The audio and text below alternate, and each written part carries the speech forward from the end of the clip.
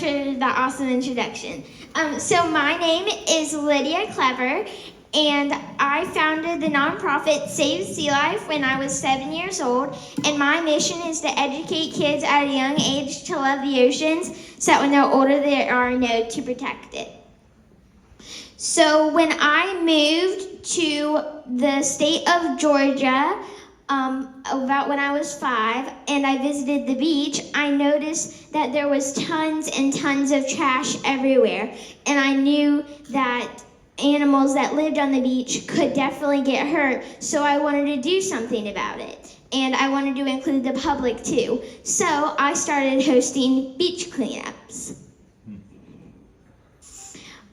And when I was 6 turning 7, I did a birthday beach cleanup. And when I saw how many kids came and were super duper excited, I decided that I wanted to donate cleanup stations, which are 5-gallon buckets and grabbers, so that kids can clean up around their school so that the trash didn't end up in the ocean. But to do that, I needed to raise money. So I started making bracelets out of plastic bags. I wrote 2 books. My first one is called Wave, a Sea Turtle Story, and it's about loggerhead sea turtles and the ways that humans impact them.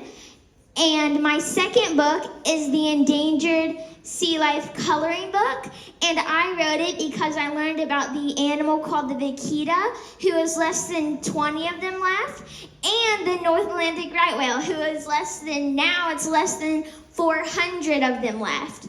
And when I asked around, like I asked my mom and my dad and all of my friends, none of them seemed to know these animals, and I thought if more people would know about them, then we could help them from not going extinct. So I've donated 12 cleanup stations so far, and these are just a few of them. And I've donated to states as far as Ohio and Florida. Now that you guys know a little bit about me, I have a question for you. We have speed limits for cars where we know that kids are going to be, like playgrounds, schools, and neighborhoods. So why don't we have speed limits for boats of all sizes where we know that North Atlantic right whale calves are going to be?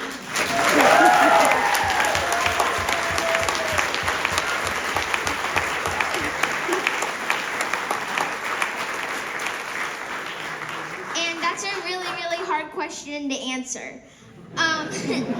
And I know that we do have speed limits where we know that North Atlantic right whale calves are going to be for bigger boats, but we don't have in kid zones where we need to slow down. Not only semis have to go slow, all the other cars have to go slow too. So that means that recreational boats should also have to go slow in the North Atlantic right whale calf zones. And this is all very important to me because off the coast of Tybee last year, a North Atlantic right whale juvenile got hit by a boat that was less than 65 feet. So this shows again why it's important for smaller boats to have to go slow too. And if you guys don't remember anything about my speech today, I just want you to remember, no act is too small and you're never too young to make a big difference.